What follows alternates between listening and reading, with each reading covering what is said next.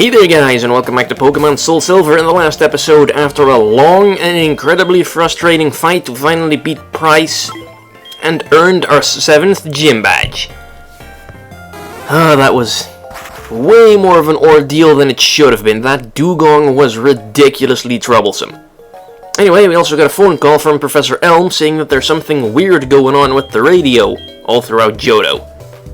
So, we have to go and check that problem out at the source, which would be the radio tower in Goldenrod City. Also, Team Rocket was apparently involved because the radio was spewing Team Rocket propaganda. So, yeah, we just beat them in Mahogany Town like 2 episodes ago, and they're already up to no good again. So let's first heal everyone up, because everyone but Slowking was defeated in the gym battle. Long story, go and watch the previous episode if you still haven't. So let's put Croconaw up front, trusty old Croconaw. Team Rocket people are all throughout Goldenrod City now. It's the biggest city in Johto and they've just taken it over like that. Where the hell are the security forces? Where are the cops? Where's the army? Does an army even exist in the Pokemon world? Hey there buddy, let me through. You understand? You're wearing the cool black uniform for Team Rocket. And if you remember correctly, when we were in Goldenrod City, I think a good 20 episodes ago or something, they did give us a slight hint as to what we can possibly use in this situation. If you recall correctly, if you go to the Goldenrod Underground, right over here somewhere, there was this photo booth where you could dress up as a Team Rocket member, and I was wondering why the hell they were glorifying a criminal organization. But it looks like it may actually come in handy. Because here we go. There, now we're Team Rocket. Although the protagonist still insists on wearing his cap the wrong way around. Because that makes him look cool, man. Totally radical and tubular and other 90s words for cool.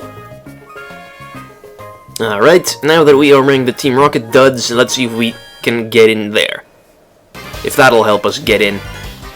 Although, I don't know, maybe Croconaw is gonna give us away. And this guy totally doesn't remember a similar looking kid with a Croconaw standing here like 20 seconds ago. And then Dick shows up. What's up, Dick? What have you been doing? Oh crap, you recognize me. What are you doing here? No way, you think you're strong enough that you look like them? That's foolish, you shouldn't wear those things. And then he just goes and rips your clothes off. What the fuck, Dick? What is wrong with you? And thanks a lot, Dick. You completely blew my cover, ruined everything. Now we're gonna have to fight our way in. Not that that's gonna be a problem, though. Oh, look, Eradicate. Croconaw, let's maul this thing. Maul it something fierce. Sucker Punch. Alright, still... well, that doesn't even do that much. Pretty pathetic, Eradicate. I know Eradicate isn't that strong, but I was definitely expecting that to do more. Then again, my Croconaw is particularly bulky thanks to its bold nature.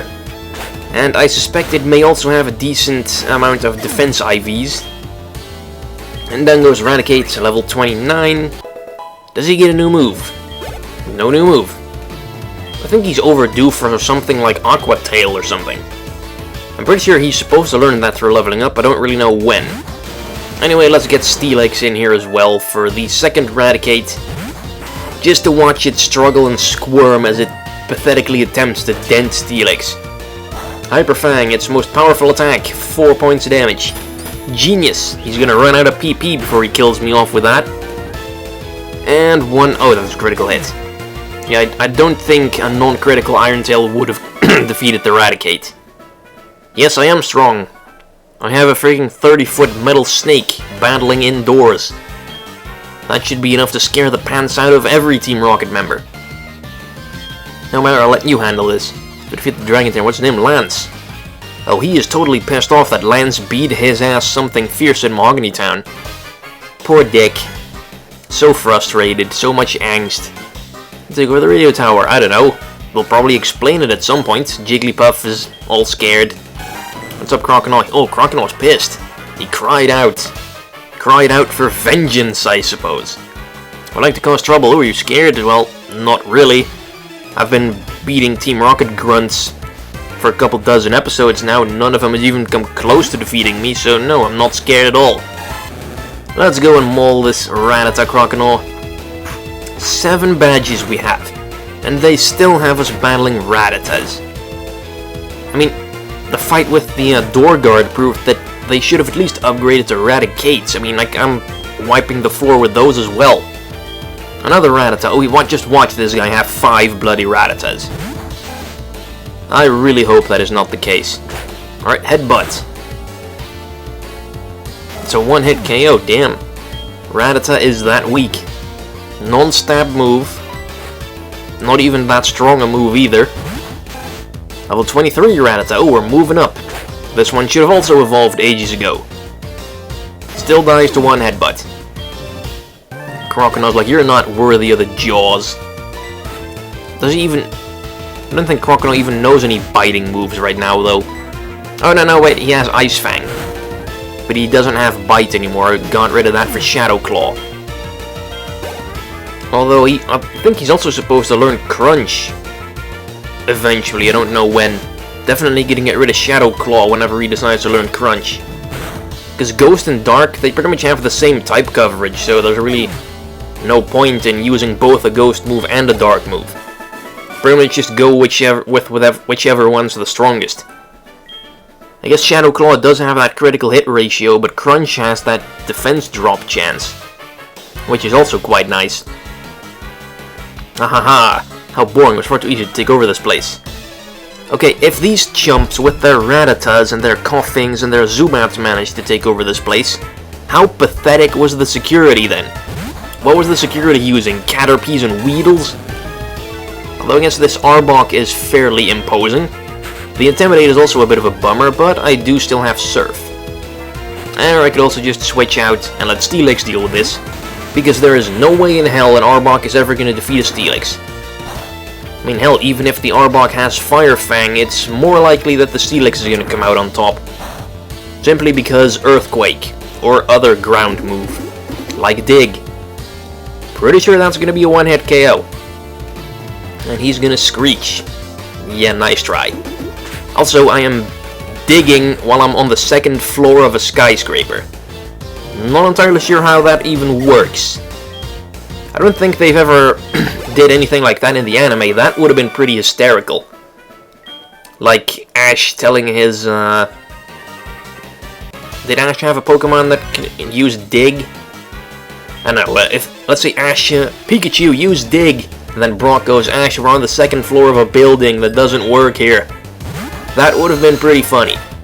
I kind of want them to do something like that now. Alright, Zubats, let's go for an Ice Fang. Headbutt would have probably also done the trick just fine. But I haven't used Ice Fang yet this episode, gotta switch it up a little. Gotta show off my entire moveset. Also, level 30.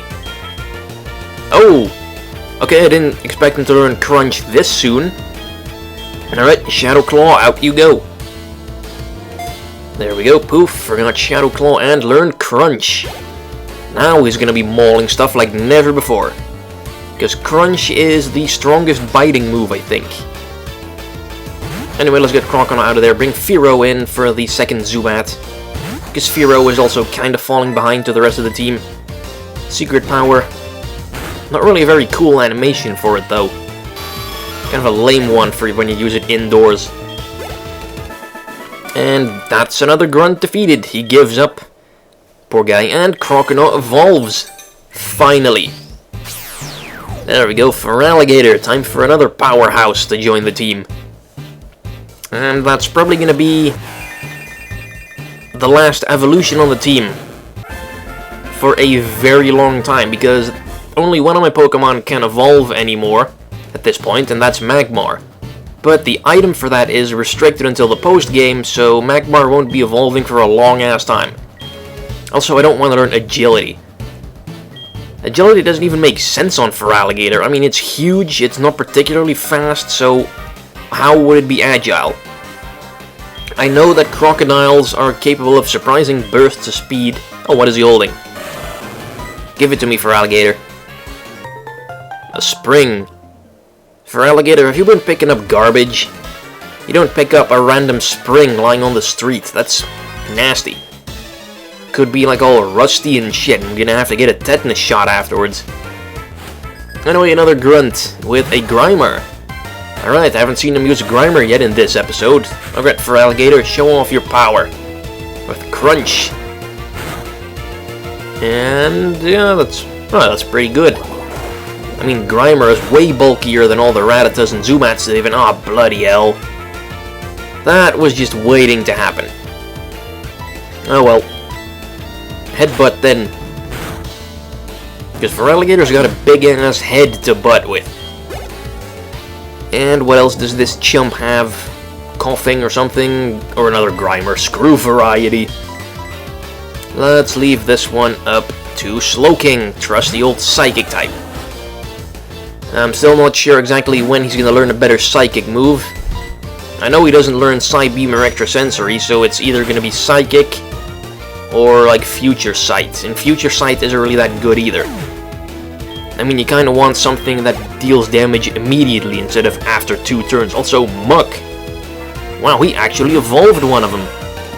Although I'm pretty sure Grimer doesn't actually evolve until level 37 or something.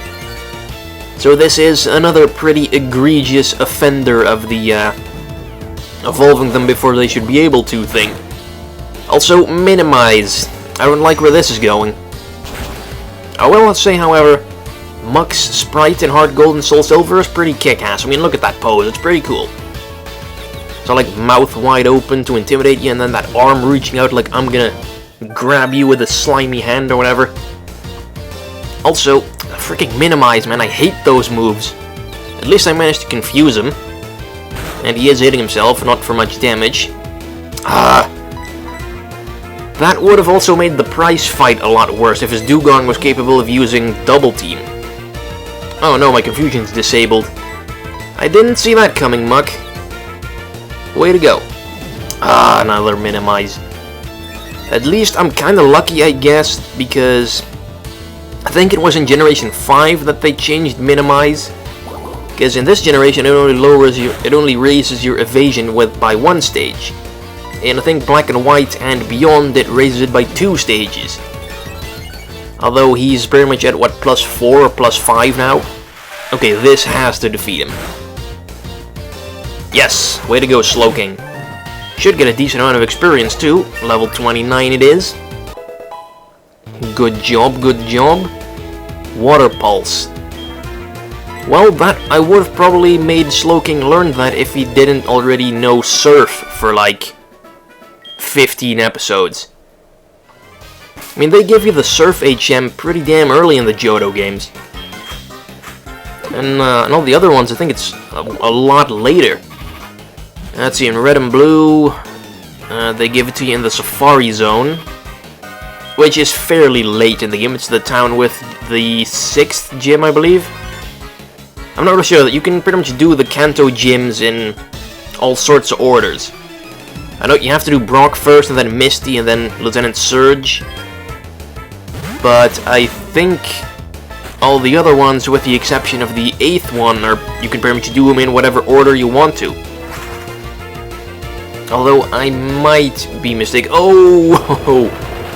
I didn't even think he was going to go for Self-Destruct. But that's pretty cool. Blew himself up all for nothing. Poor Coughing. And then that Grimer is going to get the crap kicked out of him as well when Fearow comes back down. Because he does have a Sharp Beak powering up his flying move, so this should do a pretty good amount of damage. Nice. And that's going to get Fearow to level 28.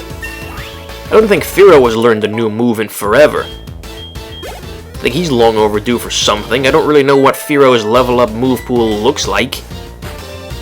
But it seems to be pretty damn barren. Alright, Steelix, you're up for this Rattata, because Steelix also needs to get to level 28. I kinda like to keep them all around the same level. Don't really want like one Pokemon to get like 6 or 7 levels ahead of the other one. Anyway, Rock Smash, crush that rat. That's how you deal with mice. And a Zubat. Well, at least this one had a decent amount of variety. He had pretty much all the standard Rocket Grunt Pokemon. Zubat, Rattata, Grimer, and Coughing. Aw, freaking Iron Tail missing. I don't really know what they have against evolving their Zubats, though. We haven't really seen an awful lot of Golbats. Which is weird. I mean, we saw people using Arbok and Muck, but no Golbat. Even though Golbat is way easier to take out than Muck and Arbok. Also, this Iron Tail would have just hit already. Oh crap. Here comes the confusion. I was kind of waiting for that to happen anyway. That's usually the first damn thing you see a Zubat do. Go for Supersonic or Confuse Ray. Steelix is having way more trouble with this thing than it needs to have. Also, Astonish going to try and flinch me now. It's not working though. They just go for payback because screw Iron Tail and its shaky accuracy. And nice. And Steelix is gonna get to level 28 as well. Is he gonna learn a decent new move? Nope, guess not. Alright, let's see, we've been going for about 16 minutes, so I'd say that's enough of the radio tower for one episode. Let's go move up a floor. Oh look, some unique people here. It's the radio DJ, Mary and Ben. Yeah, music is real fantastic. Alright, in the next episode of Pokemon Soul Silver, we will continue ridding the radio tower of Team Rocket.